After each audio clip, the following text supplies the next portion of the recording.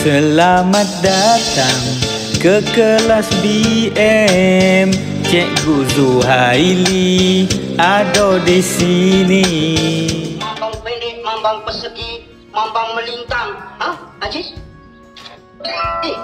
Apa yang kau tulis? Yang saya tulis itu shorthand, Pakcik. Kenapa tak boleh baca? Saya tulis shorthand, saya baca longhand. Betul kan ibu tak huruf Aziz. Ramli, coba baca. Oh, kalau saya baca kena berdiri, Pakcik. Berdiri. Bodoh, tak baca. In the band room, classroom, or science lab, how are students expected to learn if they can't hear their teacher? Optimized acoustics is supported by rubber's sound dampening properties. CCSD 59 is setting the standard for school facilities designed to be future ready. Flooring is more than a design aesthetic. As part of the built-in Assalamualaikum warahmatullahi wabarakatuh dan salam sejahtera. Cikgu Zuhaili ucapkan kepada semua pelajar tingkatan 4. Diharapkan semua pelajar tingkatan 4 berada dalam keadaan sehat sejahtera bersama keluarga tersayang. Baiklah, untuk slot kelas kita hari ini, kita akan fokuskan kepada kemahiran menulis. Awak tahu apa itu kemahiran menulis? Awak rasa apa yang kita akan belajar hari ini? Okey, baiklah. Mari kita teruskan. Kita pergi dengan melihat slide yang telah cikgu sediakan untuk anda semua.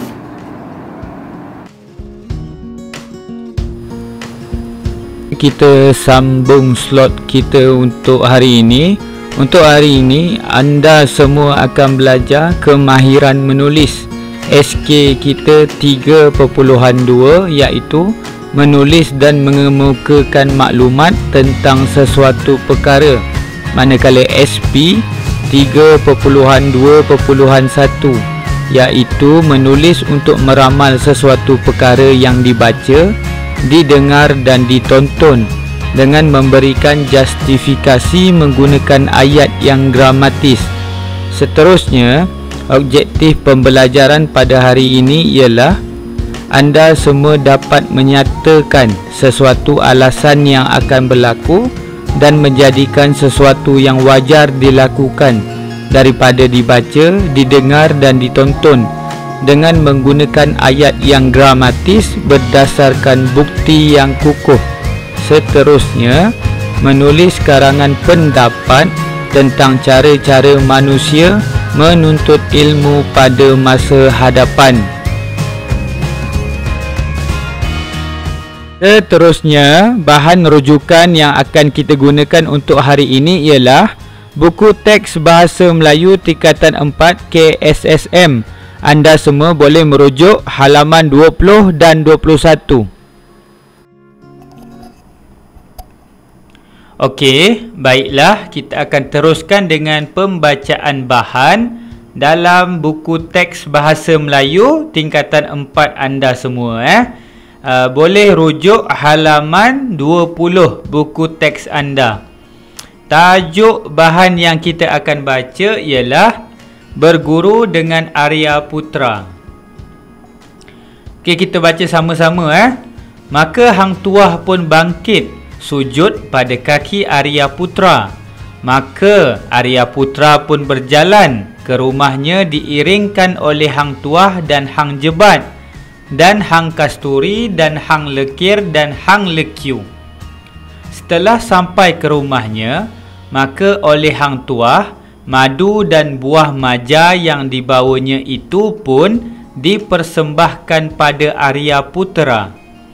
Maka hari pun malamlah. Maka dilihat oleh Hang Tuah, Hang Jebat, Hang Kasturi, Hang Lekir, Hang Lekiu, suatu hidangan datang-datang terletak di hadapan Arya Putra itu. Maka kata sang Arya Putra, "Hai cucuku kelima, makanlah barang yang hadirnya, kerana aku orang miskin." Maka Hang Tuah pun menyembah. Seraya dibukanya hidangan itu, dilihatnya di dalam hidangan itu lengkap pelbagai nikmat. Setelah sudah, maka sang Arya Putra Apa kehendak cucuku berlima telah ku ketahui. Adapun cucuku kelima ini akan diperhamba raja dan jadi pegawai besar di tanah Melayu. Tetapi banyak orang besar-besar sakit hati lagi dengki akan cucuku. Maka ditunjukkan pada Hang Tuah. Katanya, tidak mengapa kerana cucuku orang benar. Ketiganya cucuku akan digelar raja. Maka Hang Tuah, Hang Jebat, Hang Kasturi, Hang Lekir, Hang Lekiu pun diajarnyalah oleh Arya Putra bagai-bagai ilmu isyarat hulu balang dan firasat dan ilmu prajurit. Tetapi lebih juga Hang Tuah diajarnya barang ilmu dan isyarat. Setelah sudah, maka Arya Putra pun berpesan pada Hang Tuah, "Hai cucuku, jika engkau pergi ke Majapahit kelak, jangan tidak engkau berguru pada saudaraku bernama Sang Persata Nala itu. Terlalu banyak tahunya daripada aku. Ia menjadi ajar-ajar, tiada ia merasai dunia. Bermula aku pun belajar padanya sedikit banyak, maka sembah Hang Tuah." "Baiklah tuanku, sebala tuanku hamba-Mu junjung. Kerana hamba-Mu 5 saudara ini sudahlah menjadi hamba di bawah kadam tuanku." Maka Hang Tuah pun duduklah berhambakan dirinya kelima bersahabat di bukit itu pada Arya Putra itu. Sumber dipetik daripada Hikayat Hang Tuah, diselenggarakan oleh Kasim Ahmad tahun 1997, Dewan Bahasa dan Pustaka. Cikgu, saya nak tanya, mengapa Arya Putra tu dia mengatakan dia orang miskin, sedangkan hidangan yang disediakan oleh dia tu sangat mewah. Kenapa ya, cikgu? Cikgu, saya nak tanya bagaimana Arya Putra datang buang hasrat dan masa depan Hang Tuah 5 bersaudara tu. Macam magic dia datang semua.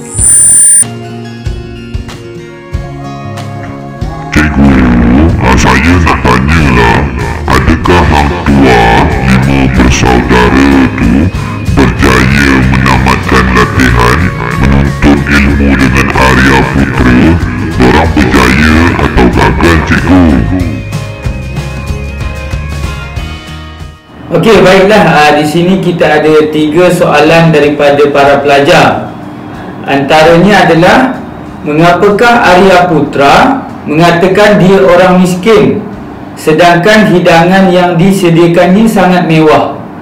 Kan dalam cerita tadi kita tengok dia cakap dia orang miskin, tapi bila Hang Tuah buka je hidangan tu, pelbagai nikmat, maksudnya hidangan tu istimewa. Kenapa dia mengaku miskin sedangkan hidangan tu sangat istimewa? Di sini apa yang cikgu boleh beri pendapat cikgu, dia tak nak menunjuk-nunjuk. Dia nak Hang Tuah dan 5 bersaudara tu belajar dengan ikhlas. Dia bukan suka Arya Putra tu sebab Arya Putra kaya, tapi dia ikhlas nak belajar sebab nak dapatkan ilmu. Okey, soalan kedua pula, dia bertanyakan, bagaimanakah Arya Putra mengetahui hasrat dan masa depan Hang Tuah 5 bersaudara? Nama pun Tok Guru, nama pun Tuan Guru, kira dia master lah. Bila master, semestinya dia adalah ilmu ataupun kuasa-kuasa yang dimiliki, yang dia boleh menilik, dia boleh mengetahui apa akan jadi pada masa akan datang. Dia dah tahu dah. Dia cakap Hang Tuah 5 bersaudara ni akan jadi hulu balang yang terkenal, disukai raja. Tetapi semua mereka ni dibenci oleh para pembesar. Ada sebablah kenapa dia dibenci. Okey, soalan ketiga, adakah Hang Tuah 5 bersaudara ni berjaya menamatkan latihan menuntut ilmu dengan Arya Putra? Semestinya diorang habis menuntut dengan Arya Putra. Sebenarnya ada cerita ni telah difilmkan tajuk dia Hang Tuah. Kelima-lima mereka berjaya menghabiskan latihan dengan Arya Putra. Okey, itu sahaja jawapan cikgu untuk pertanyaan daripada para pelajar. Seterusnya, bahan kedua pula yang akan dibaca ialah pendidikan tanpa batasan. Anda semua boleh merujuk dalam buku teks anda pada halaman 21. Okey, kita baca sama-sama. Muzik pembukaan, kesan bunyi. Bunyi air memasuki mesin basuh. Naufal: wah, pandai engkau membaiki mesin basuh. Engkau belajar daripada siapa, Fairuz? Fairuz: aku belajar melalui YouTube sahaja, Naufal.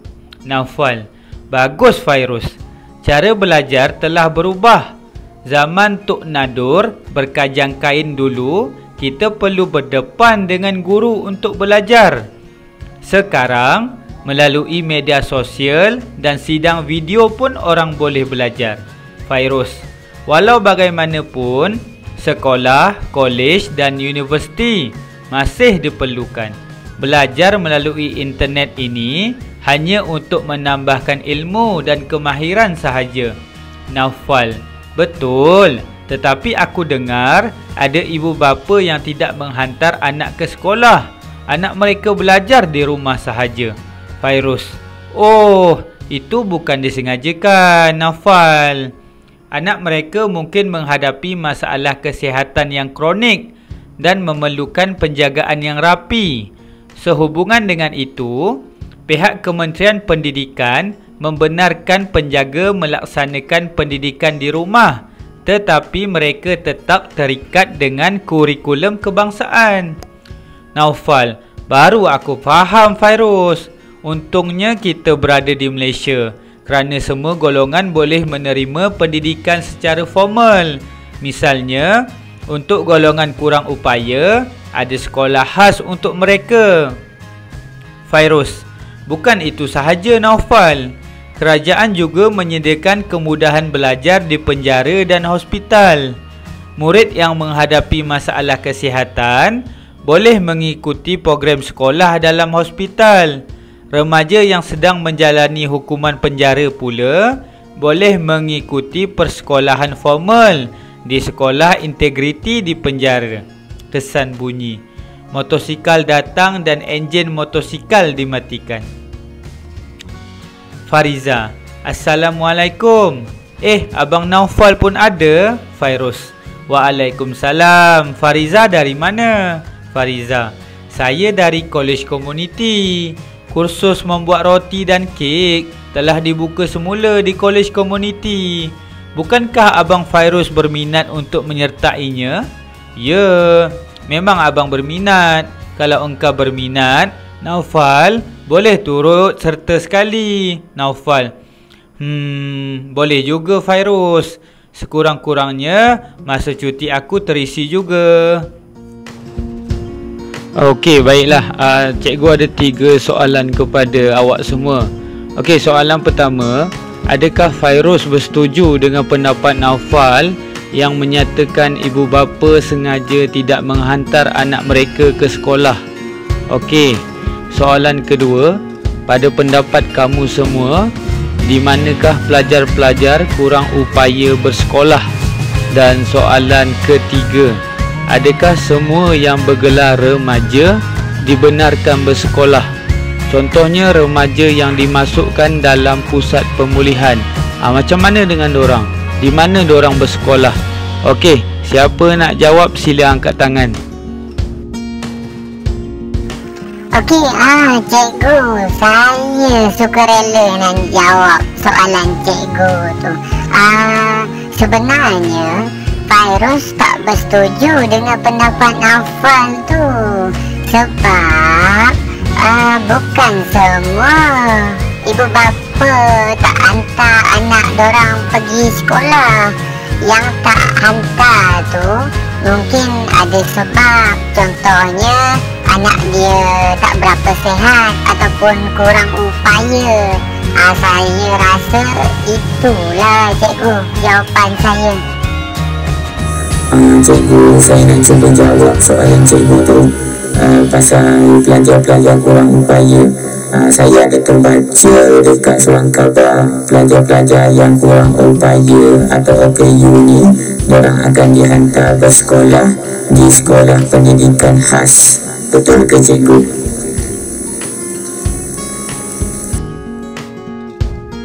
Okey cikgu, saya nak cuba jawab soalan ketiga tu. Sebenarnya kan semua remaja ni sepatutnya bersekolah ketika usia mereka remaja. Sebab kerajaan cakap kalau tak hantar anak ke sekolah boleh dikenakan tindakan ataupun hukuman kepada ibu bapa lah. Lepas tu remaja yang dimasukkan dalam pusat pemulihan tu sebenarnya diorang bukan tak belajar, diorang belajar dekat situ. Ada cikgu yang akan mengajar diorang di situ. Contohnya pusat pemulihan dada, pusat pemulihan akhlak. Itu apa yang saya baca dalam surat khabar lah cikgu. Betul kan? Okey, seterusnya untuk latihan 1, berdasarkan bahan yang telah dibaca, sila kenal pasti, kelaskan dan ramalkan cara-cara manusia menuntut ilmu mengikut zaman. Nanti dalam buku awak, cikgu minta awak buat kotak yang macam dalam slide ni, pecahkan kepada 3 zaman. Zaman dahulu, zaman sekarang dan masa akan datang. Cikgu sengaja je buat sampai 5, tapi kalau awak boleh buat lebih, lagi bagus. Okey, seterusnya untuk latihan kedua. Untuk latihan kedua, berdasarkan bahan bacaan dalam halaman 20 dan 21, sila tuliskan karangan pendapat tentang 3 kelebihan cara menuntut ilmu zaman sekarang berbanding zaman dahulu. Panjang penulisan anda hendaklah antara 150 hingga 200 patah perkataan. Yang penting ada 5 perenggan sebab ada pendahuluan, ada 3 isi dan ada 1 penutup.